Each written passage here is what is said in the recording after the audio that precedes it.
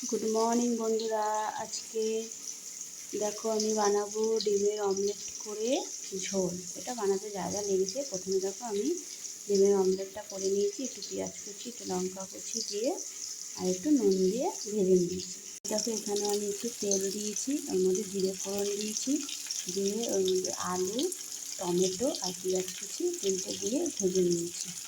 দেখো এর মধ্যে একটু আদা, একটু রসুন আর সামান্য অল্প একটু পেঁয়াজ কুচি পেস্ট করে নেব। দেখো আমার পেস্ট হয়ে গেছে, এবার এটা আমি এর মধ্যে দিয়ে দেবো। এই দেখো এর মধ্যে আমি দিয়ে দিয়েছি পেস্টটা। এবার কিছুক্ষণ এটাকে কষিয়ে নেব।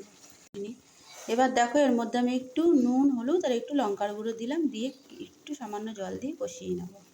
এবার এর মধ্যে দেখো আমি একটু সামান্য উষ্ণ গরম জল দিয়ে দিলাম। এবারে কিছুক্ষণ ফুটিয়ে নেব। একটু মিষ্টি আর একটু গরম মশলার গুঁড়ো দিয়ে দিলাম, দিয়ে কিছুক্ষণ এটা ঢেকে রান্না করে নেব। এই দেখো আমার অমলেট দিয়ে ঝোল রেডি। কেমন হয়েছে তোমরা অবশ্যই কমেন্ট করে জানাবে। নতুন যারা আছে তারা একটু সাবস্ক্রাইব করে দেবে। আজকের মতো এই পর্যন্ত, আবার দেখা হবে নেক্সট ভিডিওতে। ততক্ষণে সবাই ভালো থাকবে। কেমন? টাটা।